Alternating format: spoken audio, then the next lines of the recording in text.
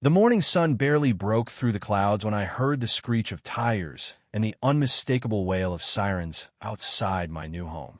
I just parked the moving truck, my life's belongings stacked neatly inside, ready for a fresh start in this quiet suburban neighborhood.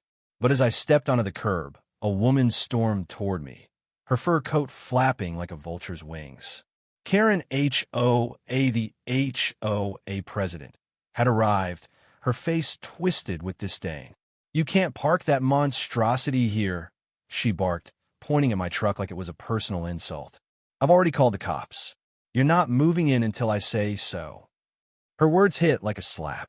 I'd spent months planning this move, jumping through every hoop to secure this house me first after years of renting. But Karen didn't care. She saw my faded jacket, my beat-up truck, and assumed I was some nobody she could bully. Before I could respond, 2 police cars pulled up, lights flashing. Neighbors peeked from their windows, drawn to the drama like moths to a flame. Karen's smug grin widened as she waved the officers over, her voice dripping with fake concern. "This man's causing a disturbance," she said. "He's not approved to live here. Check his papers." I stayed calm, hand in my pockets. She didn't know who I was. She didn't know I was a Homeland Security agent with full clearance, trained to handle far worse than her petty power trip. But I let her talk, let her dig her own grave. The officers approached, their faces neutral but skeptical. "Sir, we got a call about an unauthorized move," one said, glancing at Karen, who stood there gloating. "Can you show us your lease or ownership papers?" I nodded, pulling out my phone to display the digital deed. The officer scanned it, his brow furrowing. "This looks legit," he muttered. Karen's smile faltered, but she doubled down. "That's fake," she snapped. "He's probably squatting. I run this neighborhood, and I didn't approve him." That's when the truth started to unravel. I'd done my homework before buying the house. The HOA rules were strict but fair, and I'd followed them to the letter, submitted every form, paid every fee. Karen, however, had a reputation. Whispers from neighbors painted her as a tyrant who used her position to control and extort.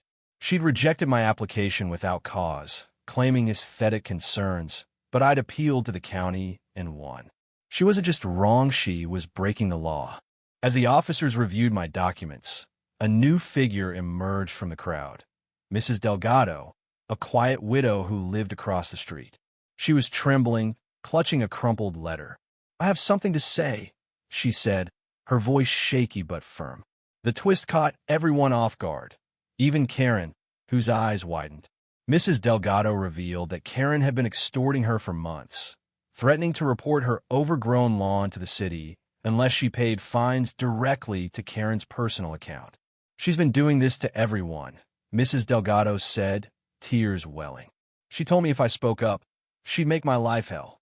The crowd murmured, phones now recording Mrs. Delgado's confession. Karen's face turned crimson. "That's a lie," she shrieked, but the officers weren't buying it. They turned to me, asking for my side. I calmly explained the appeal process, the county's ruling, and my legal right to move in. Then I dropped the bomb.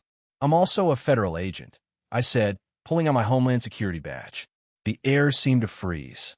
Karen's jaw dropped, her sunglasses slipping down her nose.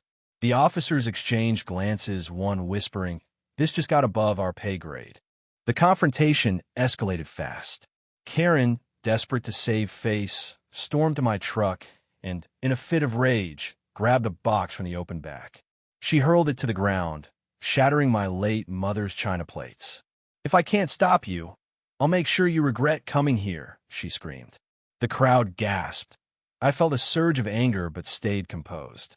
I'd seen worse in my line of work: cartels, smugglers, threats to national security. Karen was just a small-time bully, but her actions were criminal. Vandalism, extortion, abuse of power's gone too far. The officers stepped in, one grabbing Karen's arm as she reached for another box. "Ma'am, you need to stop," he said sternly. But Karen wasn't done. She yanked free, shouting about her authority and threatening to sue everyone.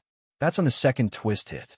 One of the officers, a young woman named Officer Chun, recognized Karen from a prior complaint. "We've had calls about you before," Chin said, pulling out her notepad. "Multiple neighbors reported harassment. We're taking you in for questioning." Karen's empire crumbled in real time. The crowd, once silent, erupted in cheers as the officers cuffed her. She thrashed, her fur coat slipping off one shoulder, screaming about her rights while they led her to the squad car. Mrs. Delgado wiped her tears, a faint smile breaking through. Other neighbors stepped forward, sharing their own stories of Karen's tyranny, fake fines, threats to tow cars, even bullying kids for playing too loudly. The evidence was overwhelming. As the police drove Karen away, I surveyed the damage. My mother's plates were gone, irreplaceable memories reduced to shards. But I wasn't broken. I'd faced worse odds and come out stronger. The neighbors rallied around me, offering to help unload the truck. Mrs. Delgado brought me a cup of tea, her hands still shaking, but her spirit lifted. "You stood up to her," she said. "You gave us all courage." By evening, the street was calm again. My boxes were inside, and the neighbors had formed a makeshift welcome committee, bringing casseroles and apologies for not speaking up sooner. I told them it wasn't their fault bullies like Karen thrive on fear, but they fall when truth and courage collide. My new home wasn't just a house anymore. It was a symbol of standing firm, of fighting for what's right. Karen faced charges of vandalism, extortion, and abuse of authority. The HOA board, shamed by the public outcry, voted her out unanimously. Last I heard, she'd moved to another town, her reputation in tatters. I settled into my new life, my badge tucked away, but my resolve stronger than ever. Every day, I walked past Mrs. Delgado's house, her lawn now proudly overgrown, a quiet rebellion against Karen's reign. This wasn't just my victory, it was ours. It's a reminder that no one, no matter how powerful they seem, is above accountability. So what do you think? Was Karen's downfall justice, or should she have gotten a second chance? Share your thoughts. I am curious to hear where you stand.